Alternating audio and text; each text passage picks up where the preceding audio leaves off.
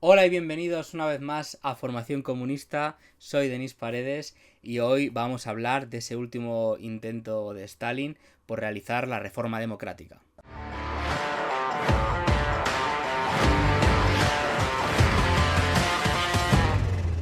Bueno, antes de que digáis nada en comentarios, cuando de repente haga un corte así y aparezca con otra ropa, este vídeo, como sabéis, es la segunda parte de un vídeo que subimos hace poco sobre la reforma democrática. En el primer vídeo hablamos de todo el periodo anterior a la Segunda Guerra Mundial y en este vídeo vamos a profundizar en cómo Stalin desarrolló ese último intento de reforma democrática después de la Segunda Guerra Mundial.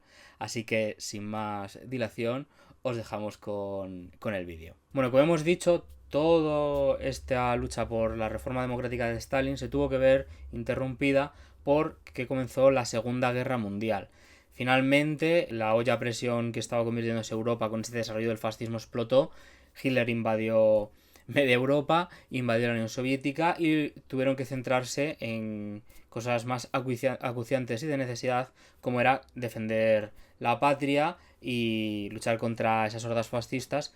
Y entonces tuvieron que posponer toda la lucha por la reforma democrática para más adelante. De esta forma, Stalin llevó a cabo otro último intento de reforma democrática después de la Segunda Guerra Mundial. De hecho, en 1944 se convocó un pleno del Comité Central en el que se desarrolló por Molotov y Malenkov un borrador de lo que sería esa reforma democrática que apartaría al partido de esos puestos de dirección del gobierno. Prepararía un borrador en el que se distanciaría al partido del poder, estableciendo esa reforma democrática. De esta forma el partido quedaría relegado a esa agitación política, formación de cuadros y labor más ideológica, moral, que de ser directamente el que controlara el gobierno.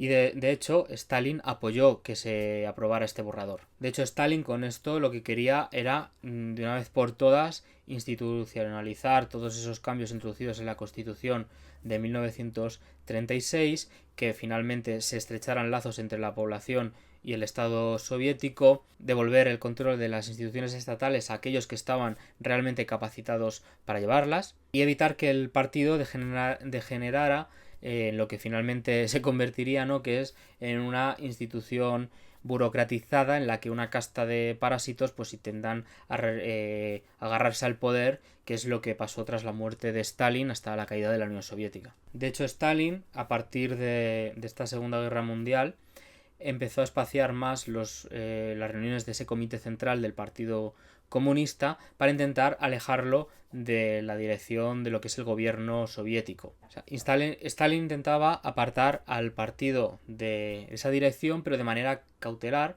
y con cuidado, ya que no quería dar una mala imagen ni dar un mensaje equivocado a los partidos comunistas de otros países en los que todavía no estuvieran en el gobierno, de que el Partido Comunista no fuera útil o algo así, sino al contrario. Lo que pasa es que para que el Partido Comunista sea útil tiene que estar formado por comunistas abnegados, comunistas que quieran de verdad llevar a cabo ese empuje y esa revolución, y no por una panda de parásitos que se acomodan y que, como tienen su puesto asegurado, empiezan a burocratizarse, a dejar sus funciones por hacer, incluso en estar en puestos para los que no están preparados. La existencia de este borrador de reforma democrática realizado por Stalin no solo está defendido por historiadores como Grover Furr, hay historiadores que también lo defienden, algunos de ellos historiadores anticomunistas, como por ejemplo el caso de Alexander Pisikov, que es un historiador que es totalmente anticomunista, pero que aún así, y esto pues le honra la verdad,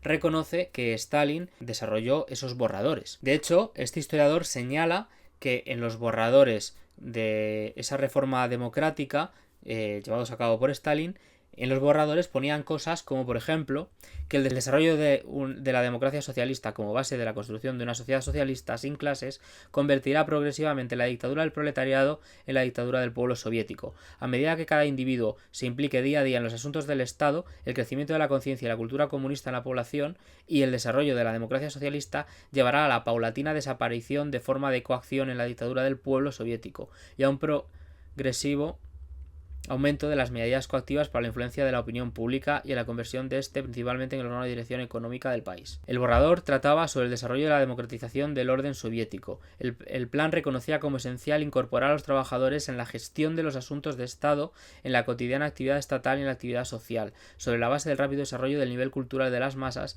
y la simplificación al máximo de la dirección del Estado. Proponía en la práctica proceder a la unificación del trabajo productivo con participación en los asuntos del Estado, con la transición hacia la total dirección del Estado por parte de toda la clase trabajadora. También se extendía sobre la idea de control directo por parte del pueblo de la actividad legislativa, por lo que lo siguiente era considerado esencial. Y aquí dice 3 cosas que eran esenciales según este historiador que ponían en esos borradores de la reforma democrática. Son 1. Implantar el voto universal y la toma de decisiones de las cuestiones más importantes de la vida gubernamental, tanto en la esfera social como económica, así como en las cuestiones relativas a las condiciones de vida y el desarrollo cultural. 2. Ensanchar el desarrollo de las iniciativas legislativas desde abajo, concediendo a las organizaciones sociales el derecho a solicitar al Soviet Supremo propuestas legislativas. Y 3. Confirmar el derecho de los ciudadanos y de las organizaciones sociales a presentar directamente propuestas al Soviet Supremo sobre las cuestiones más importantes de la política nacional e internacional. O sea, esto es un poco el resumen de lo que este historiador anticomunista dice que quería implementar Stalin. Entonces yo creo que queda más que claro que Stalin sí que luchó por esa reforma democrática y que Stalin no quería acaparar el poder para él solo. De hecho, este historiador, Pisikov, historiador anticomunista, señala que gente como Zhdanov tenía propuestas como una que se presentó en el Comité Central de febrero de 1947, en el que se propuso que en el siguiente congreso del partido, en el Congreso 19, que se celebraría entre 1947 y 1948, se realizara una serie de convocatorias de conferencias con una renovación obligatoria de 1/6 del Comité Central cada año. Es decir, que sí o sí se tenía que renovar 1/6 del Comité Central.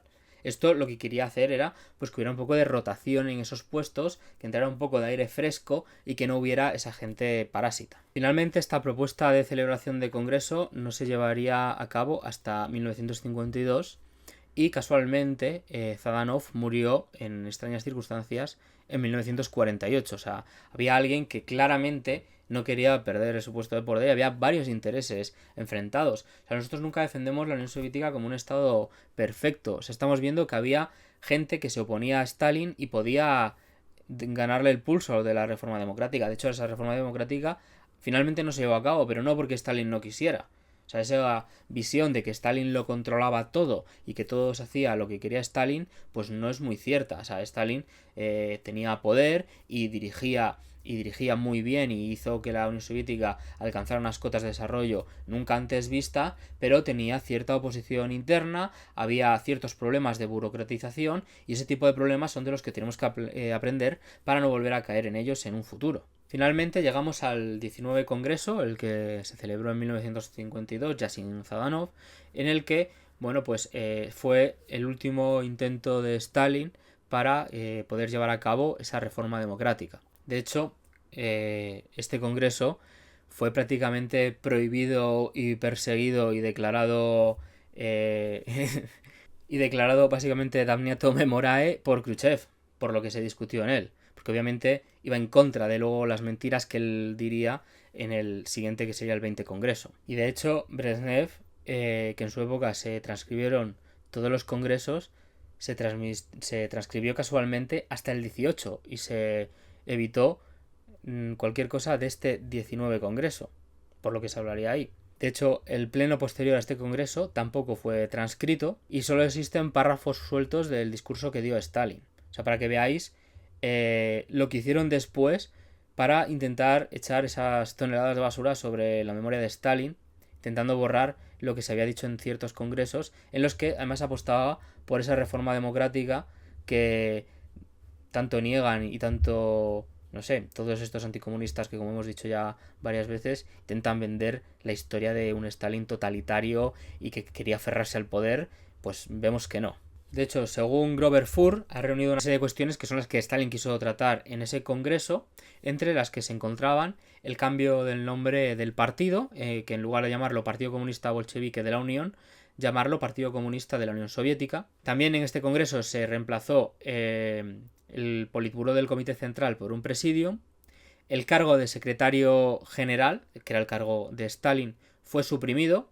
Ahora Stalin era solo uno de los 10 secretarios del partido. Es decir, en este momento esa figura prominente de Stalin quedó igualada a la de otros 10 cargos dentro de ese presidium. Estos 10 secretarios estaban formando parte del presidium, como he dicho, y estaba compuesto por 25 miembros y 11 suplentes, que era una cantidad bastante más grande que los 9-10 que conformaban el antiguo Politburó. Es decir, se metió a más gente para que hubiera una pluralidad mayor. El objetivo era que tuviera un carácter muchísimo más deliberativo, que tomase unas decisiones mejores y que puedan ser más rápidamente ejecutadas. Y la mayoría de la gente que iba a componer este presidium no era grandes figuras del partido, sino que era gente pues que provenía de distintos aspectos. De hecho, había gente que el propio Khrushchev no conocía y no sabía ni de dónde había salido. De hecho, la falta de transcripciones, entre otras cosas, lo que nos sugieren es que ahí se habló de varias cosas que esa nomenclatura del partido, esa casta corrupta, no querían que saliera a la luz, ya que Stalin debió de enfrentarlos. Y también indica que Stalin no era todopoderoso, porque si hubiera sido él el que dirigiera todo, pues se hubiera anunciado todo lo que se habló en ese congreso de manera, vamos, a los 4 vientos. Sin embargo, consiguieron silenciarle de cierta manera. Y bueno, tras esto, que sería el último intento por parte de Stalin, finalmente en 1953, en marzo, moriría Stalin, y con él, bueno, pues se dificultaría ya todo muchísimo más. Después de esto hubo un periodo en el que hubo una serie de disputas antes de que Khrushchev tomara el poder, que eso nos daría para otro vídeo aparte. Simplemente decir que Beria intentó oponerse y hacer ciertas cosas, que lo veremos en un futuro en un vídeo sobre lo que se conoce como esos 100 días de Beria, que finalmente también sería asesinado. Así que bueno, como conclusiones, yo lo que quiero destacar de este vídeo es dejar claro, sobre todo frente a ese paradigma anti-Stalin, ese paradigma anticomunista, que Stalin luchó él y acompañado de otros comunistas por establecer esa reforma democrática en la Unión Soviética, y que lo intentó durante muchísimos años, tanto antes de la Segunda Guerra Mundial como después. Él, obviamente, en la Segunda Guerra Mundial había cuestiones mucho más importantes que tratar que la reforma democrática, como era defenderse del fascismo, lo cual hizo magistralmente también Stalin. Y finalmente, pues no lo consiguió, pero sí que hubo esa intención durante todo su gobierno. Además, en contra de lo que nos quiere vender la propaganda anticomunista, Stalin no tenía poderes ilimitados y hacía lo que le daba la gana y su palabra era misa. Stalin tenía oposiciones y había gente, estos primeros secretarios, que estaban en contra suyo. Se formó una nomenclatura y una burocratización del partido que le supuso un obstáculo hasta el punto de que no logró llevar a cabo esa reforma democrática que tanto había intentado establecer. También podemos ver cómo tras la muerte de Stalin se ocultó gran parte de la información, sobre todo, como estamos viendo, destacar la ocultación de la información sobre la reforma democrática, que es de lo que trata este vídeo, por gente como Khrushchev, etcétera, que lo que querían era vender un relato de que Stalin era terrible, con ese discurso secreto y todo el desarrollo del 20 Congreso, etcétera, en el que tiraron la figura de Stalin por la borda, intentaron pues mostrarse como ellos los salvadores, cuando era precisamente al revés, y era Stalin el que quería pues desarrollar esa democracia en la Unión Soviética, y que finalmente lo que ocurrió fue que se impuso esa nomenclatura y se impuso esa burocratización del partido, y esto es una cosa de la que tenemos que aprender para no caer en un futuro en estos mismos errores y pues intentar paliar esa burocratización. O sea, la burocratización es el enemigo número uno en el seno del partido, porque junto con otros Podríamos incluso incluirla como parte del liberalismo, porque esa gente que se asienta, que se establece en un puesto, se acomoda y olvida esa visión que nosotros tenemos de que un comunista tiene que ser el mejor en todos los aspectos, en todos los sitios